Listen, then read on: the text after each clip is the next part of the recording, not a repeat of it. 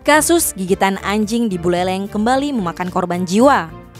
Seorang anak berusia 5 tahun dinyatakan meninggal setelah digigit anjing peliharaannya sekitar 1 bulan yang lalu. Anjing berusia 5 bulan itu menggigit lengan kiri atas hingga menyebabkan lecet atau luka gores. Ketika itu, korban mengambil mainan yang berada di kolong tempat tidur. Ia tidak mengetahui ada anjing. Tiba-tiba anjing tersebut menggigit tangannya.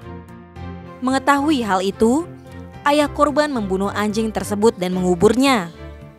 Luka gores yang dialami korban pun hanya dicuci dengan air mengalir dan sabun.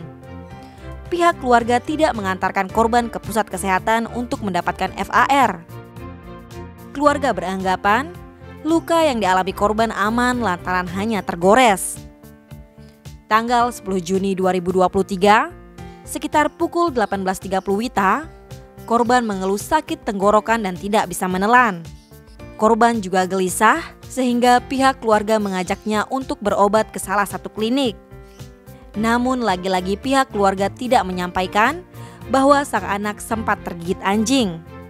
Keesokan harinya, tanggal 11 Juni 2023, korban menunjukkan gejala yang lebih serius. Korban gelisah dan tidak bisa minum air, dibarengi dengan sakit tenggorokan. Ia dilarikan ke Rumah Sakit Umum Daerah Tangwisye pada pukul 1:06 WITA. Sekitar pukul 4:30 WITA, akhirnya dirujuk ke RSUD Buleleng.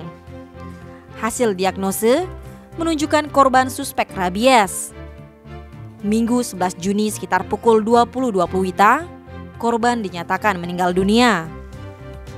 Kepala Dinas Kesehatan Kabupaten Buleleng, Dr. Sucipto Selasa 13 Juni mengatakan, setelah peristiwa itu terjadi, tim dari petugas penanganan rabies melakukan survei lapangan.